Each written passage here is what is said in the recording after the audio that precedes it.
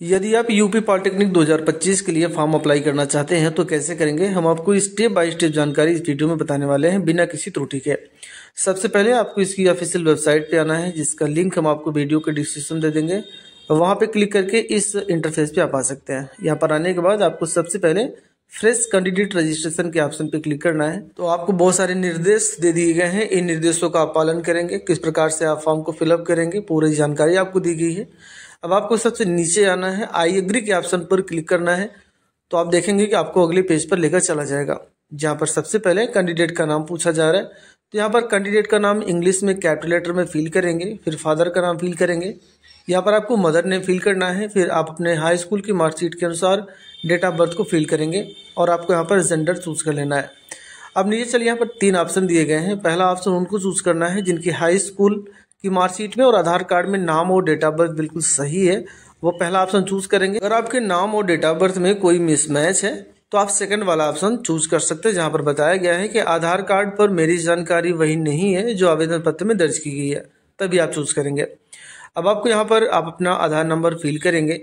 फिर यहाँ पर देखिए एक दिया गया मोबाइल नंबर ऑप्शन, यहाँ मोबाइल नंबर फिल करेंगे। आपको यहाँ पर ईमेल आईडी फिल करना है। एक पासवर्ड आपको बनाना होगा, जिसमें आप ध्यान रखेंगे capital letter, small letter, number और स्पेशल कैरेक्टर शामिल होना चाहिए, जैसे ABCD@123। कैप्चा कोड डालकर आपको सबमिट के ऑप्शन पे क्लिक करना। यस करते ही आपको यहाँ पर आना है, जहाँ पर वेरीफाई आधार लिखा गया है। अब इस पे जैसे ही क्लिक करेंगे, अगर आपका आधार कार्ड के अनुसार सारा डेटा सही है तो बड़ी आसानी के साथ वेरीफाई हो जाएगा और आपको ओके करना है। यहाँ पर देखिए अब ऑप्शन आ रहा है सबमिट एंड नेक्स्ट का, तो आपको इस पर भी क्लिक कर देना है। यहाँ पर देखिए आपकी प्रोफाइल यहाँ पर कंप्लीट हो चुकी है। आपके मोबाइल नंबर पर OTP भेजी गई है, जो कि पहले बॉक्स में आप फिल करेंगे। ईमेल पर OTP भेजी गई, जिसको आप सेकंड में फिल करेंगे। फिर आपको यहाँ पर कैप्चा कोड डालना है और वेरीफाई या सबमिट के ऑप्शन पर क्लिक कर देना है। जितने भी स्टेप हैं वो सभी के सभी इनकम्प्लीट हैं। कंप्लीट करने के लिए आपको एप्लीकेशन फॉर्म के ऑप्शन पर क्लिक करना है, जहाँ पर आपका नाम, पिता का नाम, माता का नाम दिया गया है। राज्य की पात्रता पूछी जा रही है। अगर आप यूपी से हैं तो डोमिसाइल आप यूपी चूज करेंगे। अगर आप यूपी के बाहर के हैं तो अदर चूज कर सकते हैं। आपकी कैटेगरी क्या है, general, OBC, EWS, SC ST क्या है वो कंफर्म करेंगे। अब देखिए अब पूछा जा रहा है कि सिलेक्ट एनी सब कैटेगरी ऑफ द लिस्ट। यहाँ पर जो हैंडीकेप्ड वालों के लिए कहा गया है, फिर मिलिट्री पर्सन के लिए कहा गया है, फ्रीडम फाइटर के लिए कहा गया है।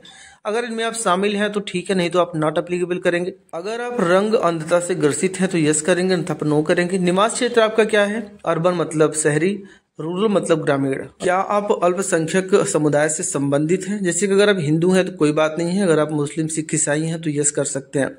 अब आपको यहाँ यस के ऑप्शन पे क्लिक करना है, तो आपको अगली स्टेप पर लेकर चला जाएगा। अब बात ये आती है कि हमें कौन सा ग्रुप चूज करना चाहिए, किस ग्रुप में कौन कौन से कोर्स शामिल किए गए हैं। देखिए आपके पास नोटिफिकेशन होता है, नोटिफिकेशन में पहले कंफर्म कर लीजिए कि आपकी एलिजिबिलिटी के अनुसार आप किस ग्रुप में फॉर्म भर सकते हैं। जैसे ग्रुप A है, जिसमें डिप्लोमा इंजीनियरिंग है, टेक्नोलॉजी पाठ्यक्रम है, 3 वर्षीय अवधि होती है इस कोर्स के लिए, जिसमें 10वीं पास 35% अंक के साथ आप पास होने चाहिए।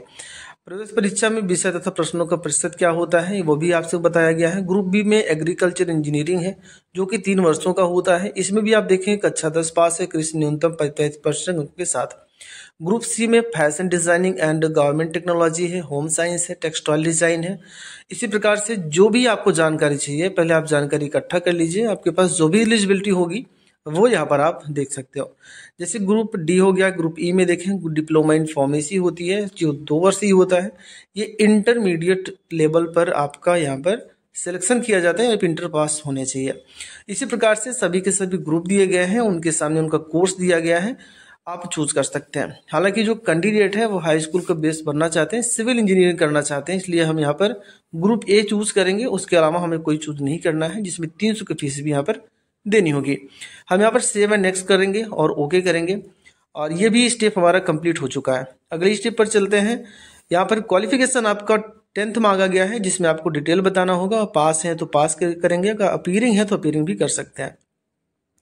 पूछा जा रहा है कि आप हाई स्कूल कब पास हुए हैं, वो ईयर चूज करेंगे। हाई स्कूल का रोल नंबर आपको बताना होगा।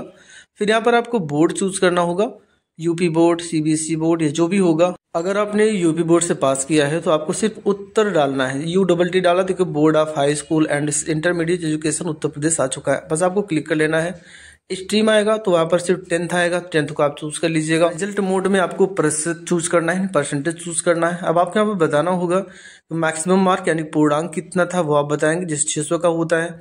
और ऑप्टेंड मार्क मतलब कितना अंक आपने प्राप्त किया था वो आप बताएंगे। परसेंटेज ऑटोमेटिक कैलकुलेट हो जाएगा। फिर आपको सेव एंड नेक्स्ट के ऑप्शन पे क्लिक कर देना है। सेव एंड नेक्स्ट करते ही आपके सामने दो ऑप्शन आएंगे, आपको यस कर देना है। आप यस करेंगे तो आपको यहाँ पर करेस्पॉन्डेंट एड्रेस बताना होगा, जिसमें प्रीमाइस नंबर या विलेज नेम पूछा जा रहा है, जिसमें अपने गाँव का नाम आपको यहाँ पर फिल करना होगा। फिर अपनी लोकेलिटी चूज करेंगे, फिर अपने सिटी का नाम डालना है, फिर कंट्री आप चूज करेंगे, अपने स्टेट का नाम आपको चूज करना होगा, अपना डिस्ट्रिक्ट चूज करेंगे और लास्ट में अपने एरिया का पिन कोड यहाँ पर आपको फिल करना होगा। अब आपको नीचे एक ऑप्शन दिखाई दे रहा है सेम एज करेस्पॉन्डेंट एड्रेस का, आपको इस पर क्लिक करना, सेव एंड नेक्स्ट करना है, फिर आपको यस के ऑप्शन पे क्लिक कर देना है। ये भी हमारा स्टेप कंप्लीट हो चुका है। हम अगले स्टेप की तरफ बढ़ते हैं। अब आपको सबसे पहले यहाँ पर एग्जाम सिटी बताना होगा, यानी कि किस सिटी में आप एग्जाम देना चाहते हैं, पहले प्रेफरेंस दे दीजिए। कुल मिलाकर 4 सिटी आपको चूज करना पड़ेगा। जो भी सिटी आपके नज़दीक पड़ती हो, जहाँ पर आपको ठीक ठाक सुविधा लगती हो कि मैं यहाँ से आसानी से पहुँच सकता हूँ, यहाँ पे जो भी सेंटर खोजने में मुझे परेशानी नहीं होगी, तो वो 4 सेंटर आप चूज कर लीजिए। लेकिन लगभग 99.99% यही होता है कि जिस सेंटर को आपने पहले प्रेफरेंस दिया है उसी में आपका एग्जाम सेंटर मिल जाता है। तो यहाँ पर सेंटर चूज करने के बाद आपको सेव एंड नेक्स्ट करना है, तो अगले स्टेप पर आ जाएंगे। यहाँ पर आपको बहुत सावधानी बरतनी है। जो फोटोग्राफ आप अपलोड करेंगे वो आप यहाँ पर जेपीजी फॉर्मेट में अपलोड करेंगे। मिनिमम साइज 15 KB और मैक्सिमम साइज 200 KB होगा। और सिग्नेचर का भी वही कंडीशन है, ब्लैक पेन से व्हाइट पेपर पर साइन करेंगे। 15 KB से लेकर 200 KB के बीच में साइज होनी चाहिए और इसको आप अपलोड करेंगे। देखिए मैं यहाँ पे एक फोटो अपलोड करता हूँ और मैं इस सिग्नेचर को भी अपलोड करता हूँ। यहाँ पर एक एरर भी दिखाई देता है आपको, वो कैसे करेंगे मैं आपको चीज़ दिखा दूँ। यहाँ पर देखिए डॉक्यूमेंट टाइप इनवैलिड बता रहा है कि जो हमने भी अपलोड किया वो JPEG फॉर्मेट में था, अपलोड नहीं हुआ।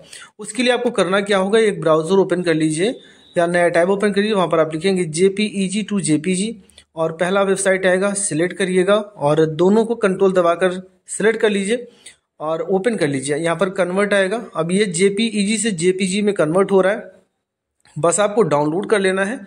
डाउनलोड कर लीजिएगा अपनी फोटो और सिग्नेचर दोनों को। ध्यान रखिएगा कि साइज 15 KB से नीचे नहीं होना चाहिए और 200 KB से ज़्यादा का भी नहीं होना चाहिए, तब आप इसको अपलोड करिएगा। देखिए हमने यहाँ पर फोटो और सिग्नेचर को हमने अपलोड कर दिया है, बिल्कुल सही दिखाई दे रहा है।